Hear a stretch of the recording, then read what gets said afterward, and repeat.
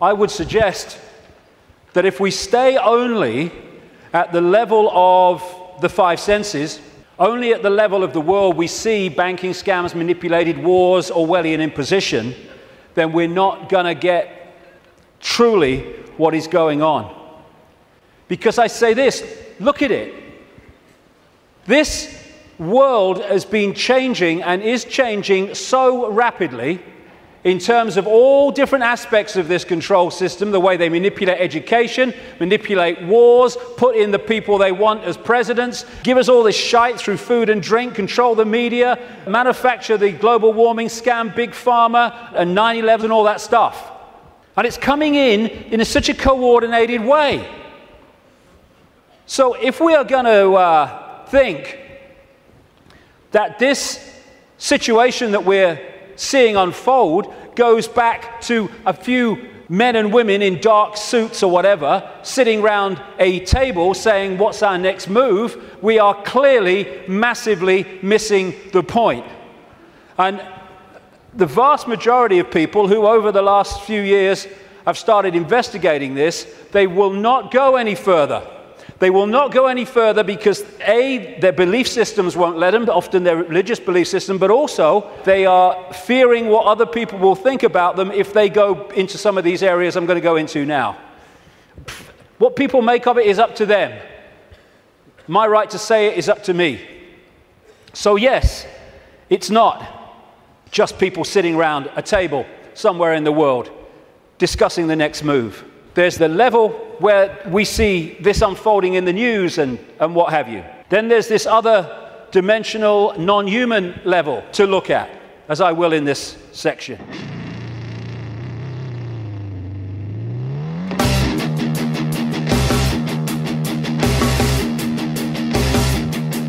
Every single solitary war is milling the rich, manipulating the poor. Every single solitary war is milling the rich, manipulating the poor. From ancient kings of yore and pharaohs from before, Illuminati bloodlines rule the world. They dress themselves in skin and conquer from within, saluting to a flag as yet unfurled. They have their go-betweens and justify their means by playing on our fears and pet desire. The fabled lords of rings, they are the lizard kings. By dragons' breath, the skies alight with fire.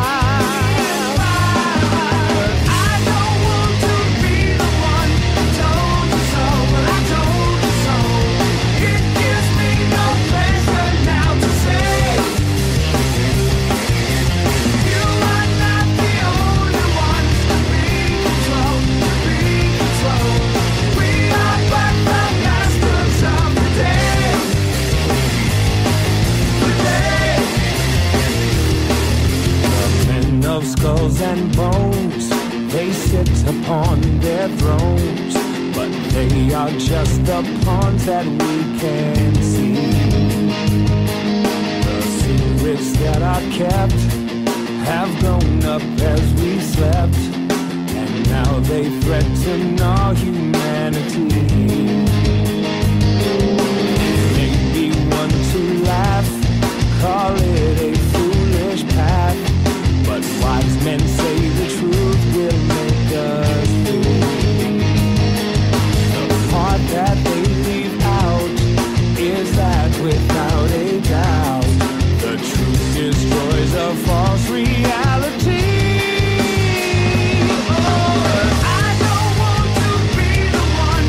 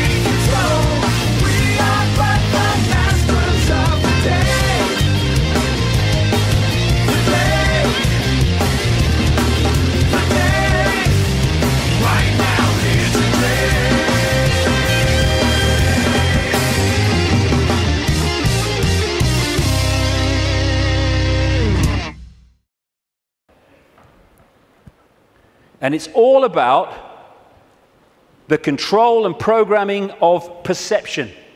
That's the only way the few, and it is a few compared with the global population, that the billions can be controlled. Manipulating how we interact with reality, keeping from us that we are consciousness, putting us in these bubbles of our sense of limitation and I can't, manipulating the way we decode reality, and therefore making us see the world as the control system wants us to see it.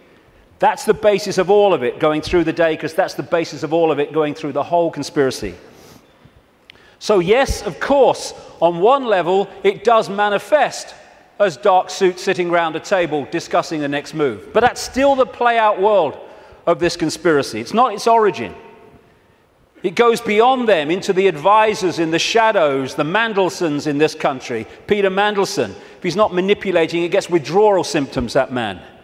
And into the Rahm Emanuels, ditto, in America, the controller, handler of Barack Obama. It goes into deeper levels, beyond them, deep in the hidden secret society network. And eventually, it goes out of this dimension. And that's where this whole thing is really coming from. Beyond the frequency range of visible light.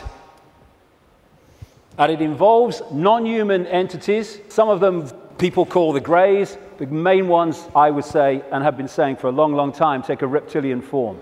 They operate outside. They can come into visible light, but in terms of the reptilian part of this, they can't stay here for that long. So people say, why don't they just come and take over? Because they can't, or they would. They can come for so long, but their vibrational difference, incompatibility, means they have to leave. They can't stay for long, although there are technological ways they can stay for longer. And they operate outside visible light, and they manipulate this reality through bloodlines, interbreeding bloodlines that I'll come to.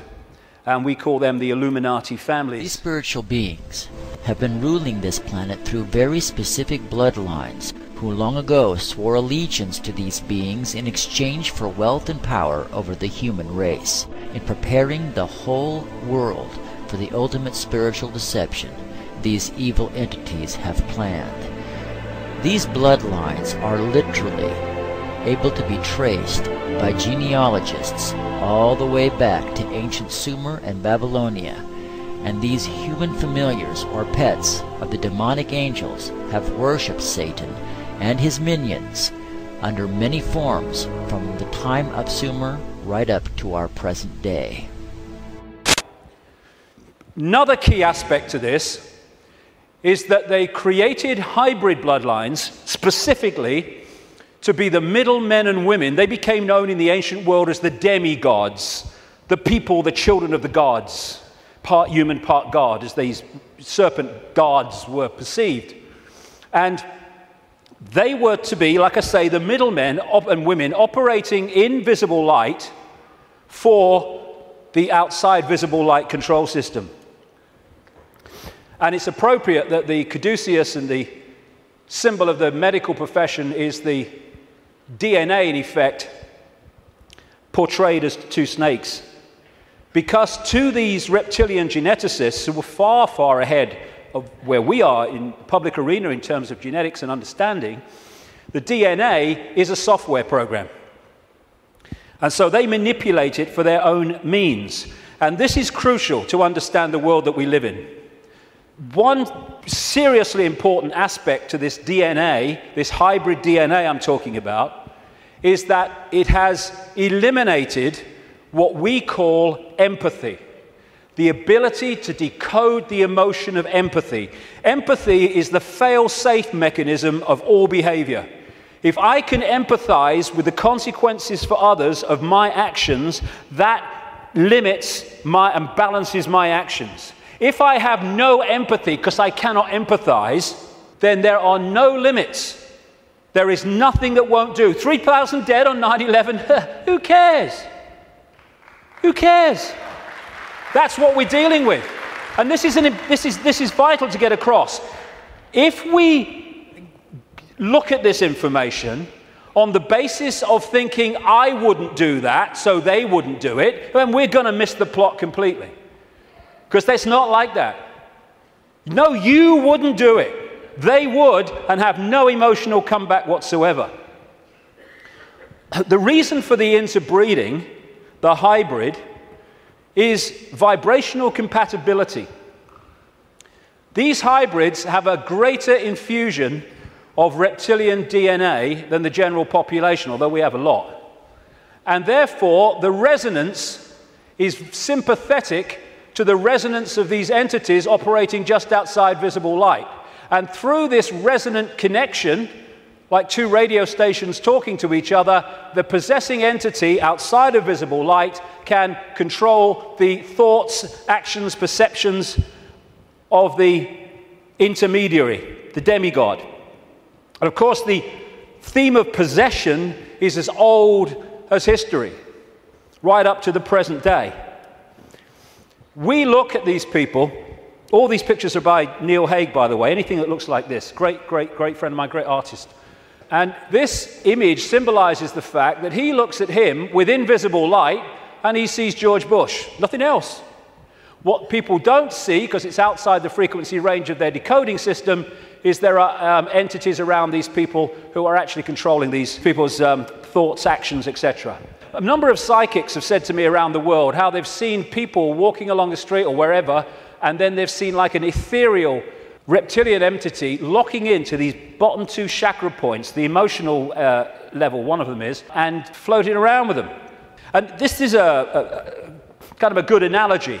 You know when there's scientists in a laboratory and they're trying to work with something that they can't touch because it's too dangerous, what they're working with will be in a tank, and they'll put gloves on, which allows them to be outside the tank, but to manipulate inside the tank. Well, that is a very good symbol of what I'm talking about. These Illuminati bloodlines, these hybrid bloodlines, operate like those gloves, operating inside this reality. And Neil symbolizes these Illuminati families with invisible light as this bearded man. Whenever you see him as we go along, that is symbolic of the Illuminati families controlled beyond human sight by these reptilian entities. When the world started to recover from great geological catastrophes, which I'll come to in a second, there were areas of the world that stood out in terms of their abilities and potentials and advancement. These were some of them, and this area is particularly important to the bloodlines I'm talking about. The area that was once called Sumer, thousands of years BC, and became Babylon. This is why Babylon comes up in the writings of these people so often. And it's Mesopotamia, the land between two rivers. They didn't invade Iraq just for oil or just for anything. They didn't invade it for one thing, but multiple things. But one reason they're so obsessed with Iraq is because to these bloodlines in control of the world today, this is a very significant, almost religious piece of land, of historical importance to them. As Sumer and Babylon broke up, these bloodlines started going walkabout. They became the royal families of the world. And what do royal families claim? The right to rule because of the divine right to rule. The Chinese emperors used to claim the right to be emperor because of their genetic connection to the serpent gods. And this is a theme all across the world between the serpent gods and royalty. They became the aristocracy and the royal families, claiming the right to rule because of their DNA. Just down the bloody road from here, we have a head of state in Britain to this day who is only head of state because of her DNA. Head of state because of her DNA. I actually made a complaint, nothing happened to it, but I made a complaint to the Race Relations Commission or whatever they call it. They said, if you see racism, report it. So I reported the royal family. I thought, well, I mean, you would.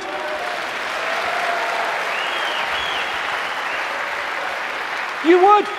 Because they go, racism, we must stop racism. All these bloody politicians go, well, get down to Buckingham Palace then.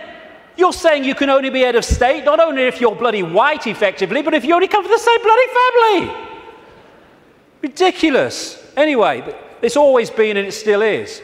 And so these aristocratic and royal families moved on. Eventually, when the people started to rebel against overt royal control, dictatorship, these families, some of them stayed in the royal families overtly, and there's still some around, like ours. But these families moved into politics, into banking, into business, and became the dark suit, but they still perceive themselves as royalty, as special, because of this genetic connection to the serpent gods.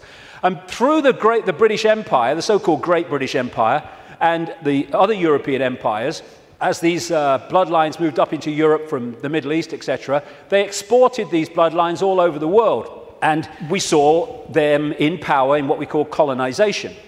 But there's two types of control. One has a finite life, one can go on forever until it's exposed. The one that has a finite life is a dictatorship that the people under dictatorship can see, touch, and taste. Communism, fascism, apartheid. People know where they stand, and eventually, therefore, they will rebel against it because they know what they're dealing with. The greatest form of control is a control you can't see. Prison without the bars. You can't see the bars because you'll just sit there. People do not rebel against not being free when they think they are. And that's the idea of replacing the colony control with another kind of control called freedom.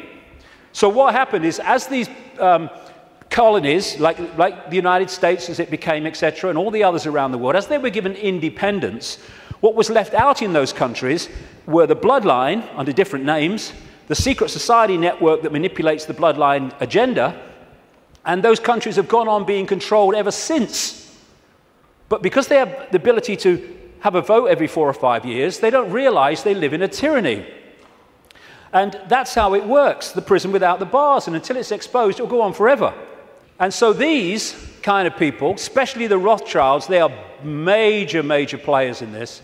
They are the middlemen for the manipulation of this reality from these entities mostly outside of this reality.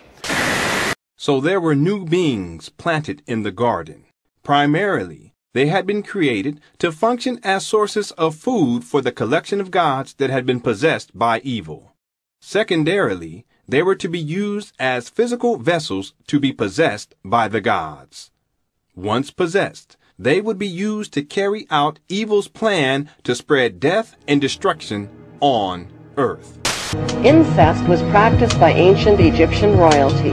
Mothers married sons and brothers married sisters to keep the power and the money all in the family. Like their pharaonic ancestors, the British monarchy have a long history of incestuous inbreeding.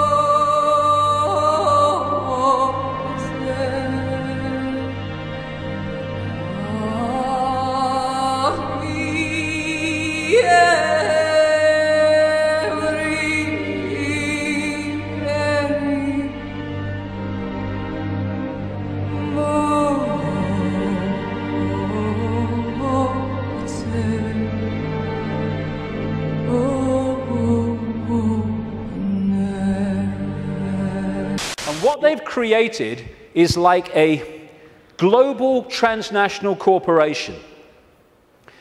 What you have with a corporation is you have a headquarters somewhere in the world, and then in each country you have subsidiary companies of that headquarters, that central point. And all the subsidiaries in the world carry out the policy of the central point. Well, what these Illuminati hybrid family networks have done is create exactly the same, but instead of companies, they are secret society networks.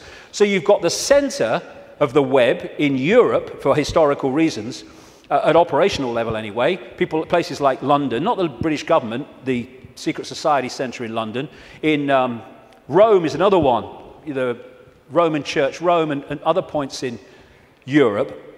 And then in each country, you have families from the network in those countries whose job it is to run the networks that control that country's business, banking, politics, media, all of it. And so what you have is from this central point in Europe, the center of the web, all these different places and countries all over the world then impose on their country what is being dictated here. And that's why as I travel around the world, I see the same things being introduced in different countries at the same time, overwhelmingly justified by the same excuses. It's all a global network. It can be symbolized too as a web, like I say, with the Rothschilds real close to the spider, and all these different strands on the web are different secret societies, different semi-secret societies, transnational corporations, and all the rest of it. So when you see all these different names of these corporations that dominate the world in so many ways, and the pharmaceutical cartel and the oil cartel and all the rest of it, the biotech cartel, they're all different names or different masks on the same one face. And so you have this structure where outside of visible light, you have the reptilian control system, comes down through the Illuminati families, and they control the people in power to push the world in a certain direction. Another way of looking at it here. You see, all these different people, these fight among themselves and all the rest of it, though if it gets out of hand, they get sorted. So these sit on the top of all these different countries. They control these different areas of their societies, and the people are then played off against each other. These buggers don't go to war, they tell these buggers to go to war. And if we stop going to bloody war, game over. But we do. Ridiculous. That's part of becoming conscious.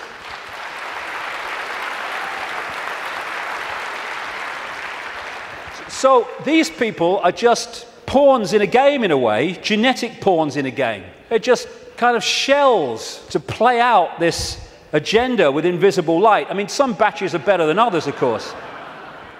So if you look at the principle of the Trojan horse, the symbol of the Trojan horse, coming into a society and not seeming to be what it is, though taking it over, and you put that on the face, well, you've pretty much got symbolically what we're talking about here.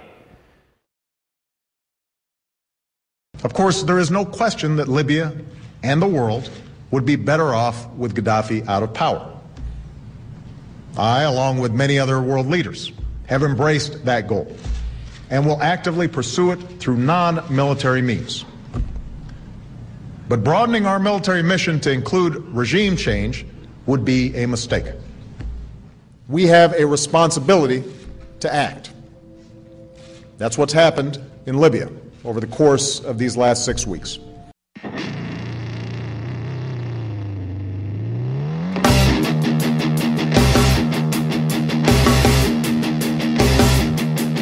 Every single solitary war is merely the rich manipulating the poor. Every single solitary war is merely the rich manipulating the poor. From ancient kings of yore and pharaohs from before, Illuminati bloodlines rule the world.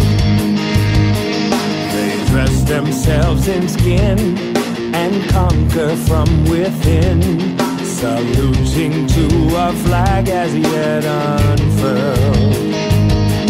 They have their go-betweens and justify their means by playing on our fears and bent desire. The fabled lords of rings, they are the lizard kings. By dragon's breath, the skies alight with fire.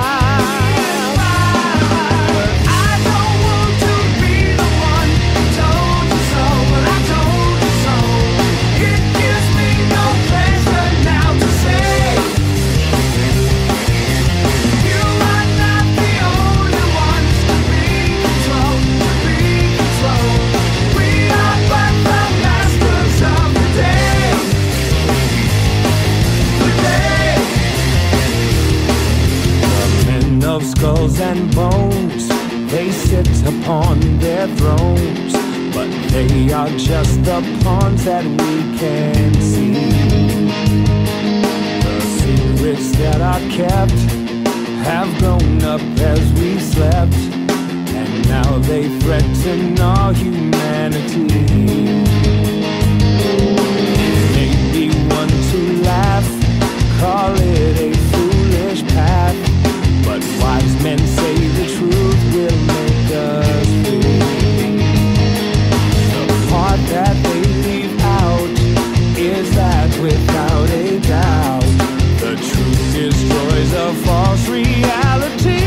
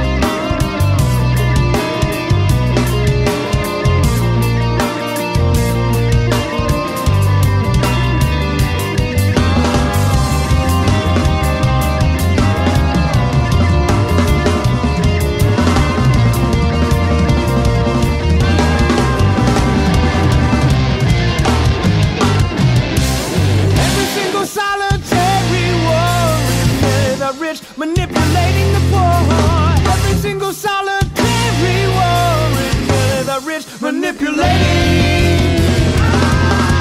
I don't want to be the one who told you so, but I told you so. It gives me no pleasure now to say you are not the only one to be controlled, to be controlled. We are but the masters of the day. The day. The day. Right now is the day.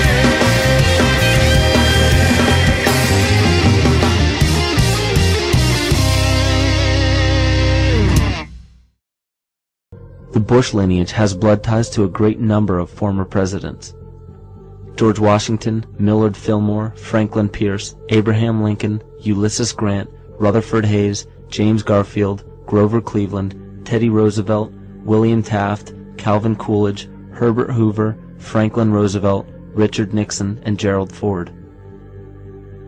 Michael Tessarion points out in his work that Bush is closely related to every European monarch on and off the throne, and has kinship with every member of Britain's royal family. Bush's family tree can be documented as far back as the early 15th century. He has a direct descent from Henry III and from Henry VIII's sister Mary Tudor. He is also descended from Charles II of England. And we also find that George W. Bush is a direct descendant of Godfrey de Bouillon. Godfrey was the first king of Jerusalem after he recaptured it from the Saracens, which was the name for the Islamic faith during the Middle Ages. It is interesting to note that the current occupation of the United States in the Middle East was re-established by the same family, George Bush Sr. in 1991, and again by George Bush Jr. in 2003. George Bush Jr. is then found to be a cousin to both opposing candidates of his 2 terms in office, Al Gore and John Kerry. Democratic President Barack Obama also has blood ties with George W. Bush, as well as Gerald Ford, Lyndon Johnson, Harry Truman, James Madison, and the British Prime Minister Sir Winston Churchill. On the opposing side of the 2008 presidential ballot, John McCain is descended from Robert the Bruce, King William I of Scotland, and also Godfrey de Bouillon. Let me take you through this, branch by branch. The 101st Airborne Division, Air Assault. Vice President Dick Cheney, the man who's only a heartbeat away from the presidency, is actually a blood relation. He's President Bush's 9th cousin once removed. Cheney's cousin Barack Obama is also Bush's 11th cousin and the 9th cousin of Brad Pitt. But we're only just getting started. President Lincoln was President Bush's 7th cousin 5 times removed, and Bush shared more than just a ballot with John Kerry. That's right, they're 9th cousins twice removed. There's also royalty in the Bush bloodline. Princess Diana was Bush's 11th cousin twice removed. And then there's this bombshell. Happy birthday, Mr. President. Sure, she may have been singing to JFK, but what about GWB? He is, after all, her 9th cousin 3 times removed. He's also related to Playboy founder Hugh Hefner, even Pocahontas, and Vlad the Impaler. Trace the family tree far enough, and you get Madonna, Celine Dion, and Tom Hanks. Yeah, I've had a lot of, laughter and ridicule, so what's bloody new about this? And people say, well, you can't go from a solid body to a solid body and back again. And I'm saying, do you know? I agree with you. Of course you can't. But that's not what's happening, because there is no solid body. It's all happening as a decoding system. There is no solidity.